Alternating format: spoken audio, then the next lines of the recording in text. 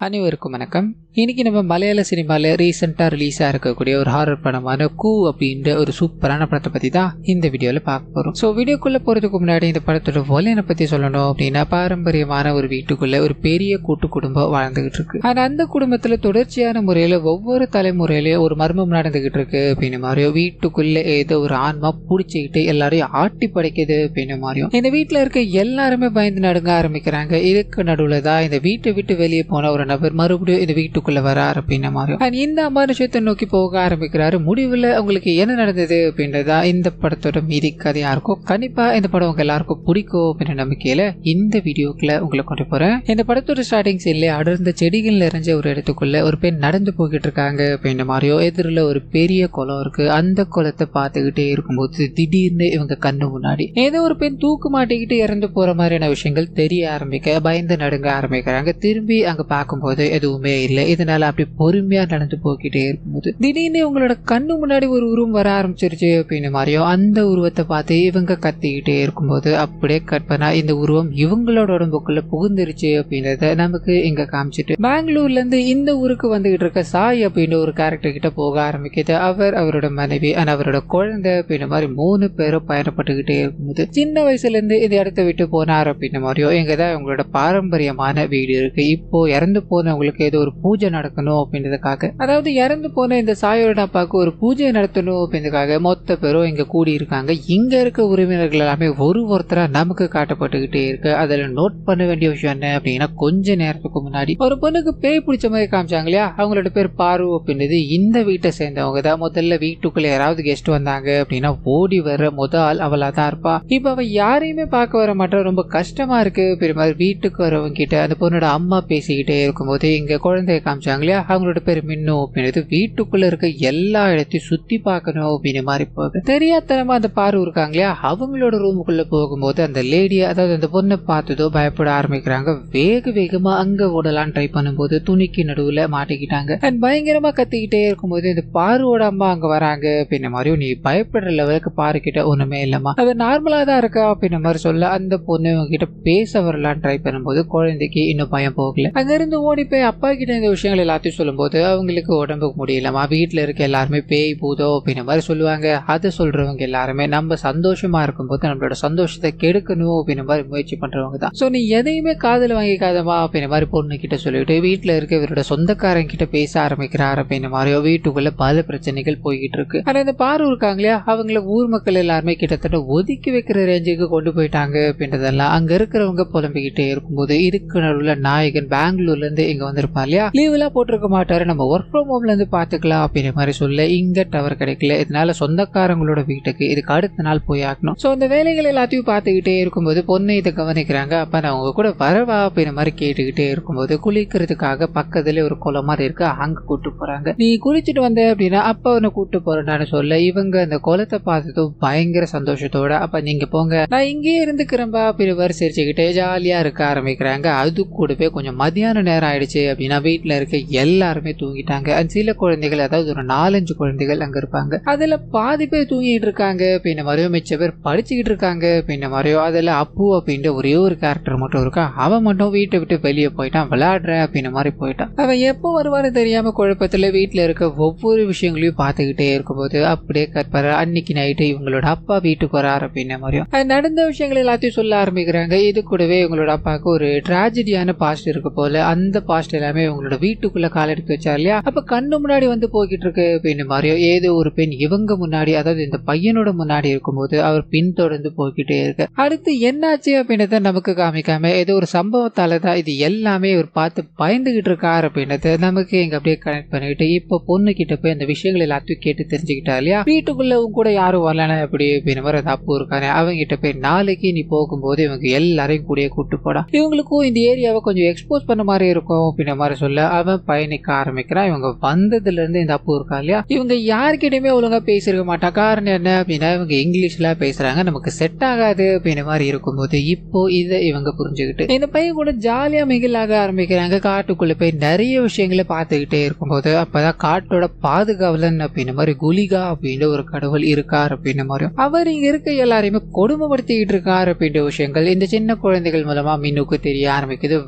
வேகமா ஓடி போய் அப்பா கிட்ட, அப்பா குலிகானா யாருப்பா, இங்க இருக்க எல்லாருமே எதுக்காகப்பா அவரை பார்த்து பயந்துகிட்டு இருக்காங்க அப்படின்ற மாதிரி கேட்க இவரோட முகத்துல ஒரு மாதிரியான மாற்றம். இதுக்கு மேல இந்த விஷயத்த நீ கேட்க கூடாது, நான் சொன்னது உனக்கு ஞாபகம் இருக்கு இல்லையா, நீ சந்தோஷமா போகும்போது உன்னை பயமுறுத்தணும் அப்படின்ற மாதிரி இந்த விஷயத்த சொல்லிட்டாங்க. உன்னோட சந்தோஷம் போயிடுச்சு இல்லையா, அதுக்காக மட்டுமே தான் இந்த ஊர்ல இருக்க எல்லாருமே குலிகா அப்படின்ற ஒரு விஷயத்த பயன்படுத்திக்கிட்டு இருக்காங்க, மற்றபடி ஒன்னும் கிடையாது அப்படின்ற மாதிரி சொல்லிட்டு இவர் வேலைக்கு போக ஆரம்பிக்க இந்த குழந்தைகள் கேங் இருக்கு இல்லையா, அந்த மொத்த கேங்குமே அங்க இருந்து கிளம்பி நிறைய செடிகள்லாம் இருக்கு. அதுக்கு நடுவுல சின்னதா ஒரு சிலை மாதிரி இருக்கு, இங்கதான் குலிகா வந்துட்டு போயிருக்காரு அப்படின்ற மாதிரி ஊர் மக்கள் எல்லாரும் பேசுவாங்க.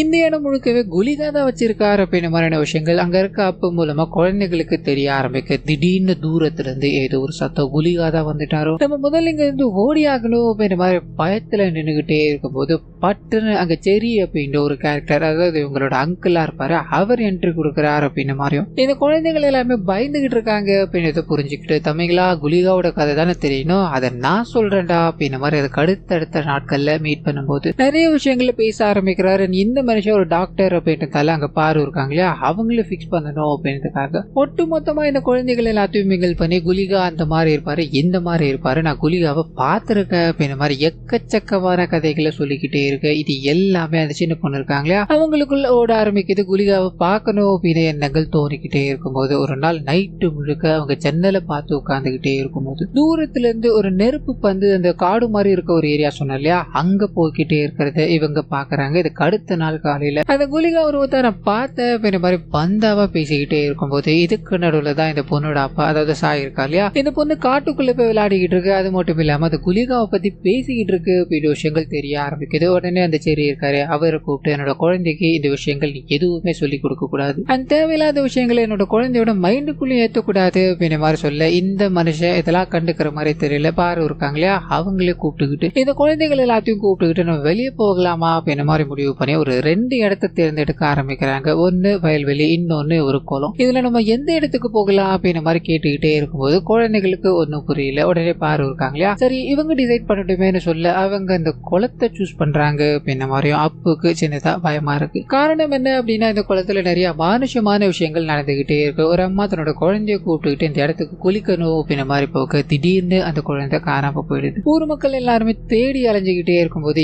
எங்கேயுமே அந்த குழந்தை கிடைக்கல அப்படின்ற மாதிரியும் அதுக்கப்புறமா தான் இந்த குளத்துக்குள்ள இறந்து போன நிலையில அந்த குழந்தை கிடக்குது. ஊர்க்காரங்க எல்லாமே இந்த குளத்துல தீராத ஒரு ஆன்மா இருக்கு, அந்த ஆன்மா தான் இந்த குழந்தைய சாகடிச்சிருக்கணும் அப்படின்ற மாதிரி சொல்லிட்டு அதுக்கப்புறமா இந்த பக்கமே அவங்க போக கிடையாது. இப்போ இந்த இடத்துக்கு தான் இவங்க வந்துகிட்டு இருக்காங்க அப்படின்ற மாதிரியும் அந்த அங்கிள் இருக்கா இல்லையா, அவர் தனக்கு தெரிஞ்ச விஷயங்கள் எல்லாத்தையும் சொல்லிக்கிட்டே இருக்கும்போது திடீர்னு பாருவோட முகத்துல ஒரு மாற்றம். இதை பார்த்துதான் அங்க இருக்க குழந்தைகள் எல்லாமே பயப்பட ஆரம்பிக்கிறாங்க. திடீர்னு அந்த செரியோட கழுத்தை அந்த பொண்ணு பிடிக்கிறாங்க அப்படின்ற மாதிரியும் இவரை பயங்கரமா மிரட்டிக்கிட்டே இருக்கும்போது எல்லா குழந்தைகளும் ஆளுக்கு ஒரு பக்கமா ஓடிக்கிட்டே இருக்கு. அப்போ ஓடி போய் அந்த வீட்டுல இருக்க எல்லாருக்கிட்டையும் சொல்ல ஆரம்பிக்கிறேன், அந்த குளத்து பக்கம் எதுக்காகடா நீங்க போனீங்க அப்படின்ற மாதிரி ஒவ்வொரு குழந்தையா தேடி அலைஞ்சுக்கிட்டே இருக்கும்போது அந்த சமயத்துலதான் பாரு ஒரு இடத்துல மயக்கம் போட்டு விழுந்து கிடக்குறாங்க அப்படின்ற மாதிரியோ, மயக்கம் போடுறதுக்கு முன்னாடி செரி அவங்க தண்ணிக்குள்ள தூக்கி அடிச்சிட்டு இருப்பாங்க போல. சோ தண்ணிக்குள்ள இருந்து செரி எழுந்து வந்துகிட்டே இருக்கும்போது அங்க இருக்க எல்லாருமே பயங்கரமா திட்டுறாங்க, உனக்கு இந்த வேலை தேவையாடா, எதுக்காகடா இதெல்லாத்தையும் பண்ணிக்கிட்டு இருக்க, நீ டாக்டருக்கு தானடா படிச்சிருக்க அப்படின்ற மாதிரி திட்டிக்கிட்டே இருக்கும்போது இதுக்கு நடுவுல ஃபேமிலியில இருக்க எல்லாருமே இந்த பாயிண்ட், அதாவது ஒவ்வொரு பாயிண்டா பேசிக்க ஆரம்பிக்கிறாங்க. அந்த சமயத்துலதான் இந்த பாருக்கு ஒரு பேய் பிடிச்சிருக்கு அப்படின்ற மாதிரியோ, நாங்க நிறைய இடங்களுக்கு போனோம், அப்ப போனது எல்லாமே ஒரு பூஜையை போட்டா சரியா போயிடும் அப்படின்றது, அதுக்கான பணம் அப்படின்றது எங்க கிட்ட கிடையாது, டாக்டர் கிட்ட கொண்டு போனாலும் எந்த யூஸும் கிடையாது அப்படின்ற மாதிரி புலம்பிக்கிட்டே இருக்கும்போது நாயகனை தவிர, அதாவது இந்த சாயை தவிர அங்க இருக்க எல்லாருக்குமே இது மேல நம்பிக்கை இருக்கு. இதனால யோசிக்கிறாங்க, ஒருத்தருக்கு, அதாவது நம்மளோட குடும்பத்துல ஒருத்தருக்கு பிரச்சனை அப்படின்னா அதை நாம தானே கூட நின்று பண்ணணும் அப்படின்ற இந்த பூஜைகள் எல்லாத்தையும் பண்ண ஆரம்பிக்கிறாங்க. ஒரு சாமியாரை கூட்டு வந்து அவர் மூலமா இது நடந்துகிட்டே இருக்கும்போது திடீர்னு அந்த பாரு இருக்காங்களே காணாம போயிட்டாங்க. இவங்களோட வீட்டு மாடி மேல யாரோ அங்கேயும் இங்கேயும் வேகமா ஓடிக்கிட்டே இருக்க மாதிரி சத்தங்கள் கேட்க ஆரம்பிக்க பயந்து போக ஆரம்பிக்கிறாங்க. ஒவ்வொரு குழந்தையும் என்ன பண்ணுதுன்னு தெரியாம மௌனமா இருக்கும்போது இங்க எல்லாருமே அந்த பொண்ணை தேட ஆரம்பிக்கிறாங்க அப்படின்ற மாதிரியோ, அந்த பொண்ணு லிட்டரலி இந்த ஓட்டு மேலெல்லாம் ஏறி தேடி நடந்துகிட்டு இருக்காங்க. அது அப்படி இப்படின்னு சுத்திக்கிட்டே இருக்கும்போது ஒரு வழியா அவங்களை இறுக்கி பிடிக்கிறாங்க அப்படின்ன மாதிரியோ இந்த சாமியார் நிறைய மந்திரங்கள் எல்லாத்தையும் போட்டு ஒரு வழியா அவங்களை கட்டுப்படுத்தி ஒரு பானைக்குள்ள அடைக்கிறார் அப்படின்ன மாதிரியோ இந்த பானையை நம்ம ஆத்துல கலந்தாகணும்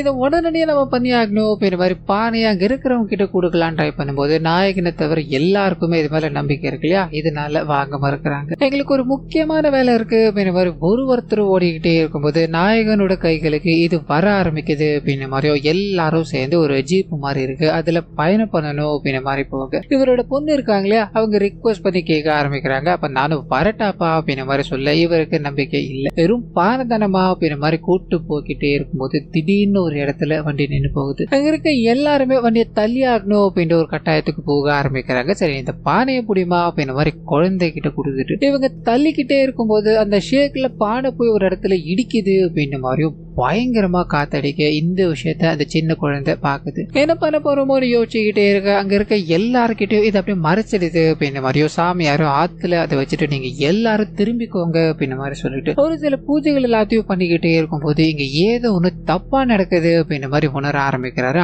அங்க இருந்து கிளம்பி வீட்டுக்கு போக அந்த பாறையோட உடம்புல மறுபடியும் போய் வந்துருச்சு அப்படின்ற விஷயங்கள் இங்க தெரிய ஆரம்பிக்குது. என்னையா சாமியாரே நீ போட்ட வேலைகள் ஒண்ணுமே நடக்கலையா, இதுக்கு தயாரா அப்பத்துல இருந்து சொல்லிக்கிட்டு இருக்க, இதுக்கு போக வேண்டியது எல்லாமே டாக்டர் கிட்ட தான், இவங்க தான் இதுல பண்ணணும் அதுல பண்ணணும் அப்படின்ற மாதிரி நம்மளோட பணத்தை வேஸ்ட் பண்ணிக்கிட்டு இருக்காங்க அப்படின்ற மாதிரி திட்டிக்கிட்டே இருக்கும்போது திடீர்னு அங்க இருக்க எல்லா பொண்ணுங்களோட உடம்புக்குள்ளேயும் ஆத்மா புகுந்துருச்சு அப்படின்ற மாதிரியோ எல்லாத்தையும் ஆட்டி படிச்சுக்கிட்டே இருக்கும்போது இதை நீங்க எந்த டாக்டர் கிட்ட கூட்டு போய் காமிக்க போறீங்க, இங்க நடந்துகிட்டு இருக்க விஷயங்கள் வேற, உங்க குழந்தையோட உடம்புக்குள்ள இருக்கிறது ஒரு வித்தியாசமான ஆன்மா, அதாவது 17 இருந்து 18 வயசுக்குள்ள இறந்து போன ஒரு பொண்ணோட ஆன்மா, அது இங்க இருந்து அவ்வளவு சீக்கிரத்துல போகாது. அது மட்டும் இல்லாம நாம இங்க இருந்து புடிச்சு கொண்டு போய் வேற இடத்துல விட்டு வரணும் அப்படின்னு மாதிரி ட்ரை பண்ணாலும் அது மறுபடியும் இங்கேயே தான் வந்துகிட்டு இருக்கு. நீங்க எனக்கு பணத்தை பத்தில யோசிக்கவே வேணாம், உங்களால முடிஞ்சதை கொடுங்க இல்ல கொடுக்காம கூட போங்க, ஆனா இந்த விஷயத்த அதாவது இங்க பாதியில நிக்குது இல்லையா இந்த விஷயத்த கண்டிப்பா நான் தான் முடிச்சு கொடுத்துட்டு போவேன் அப்படின்ற மாதிரி ஒரு நாளை சொல்லிட்டு அது வரைக்கும் இங்க இருக்க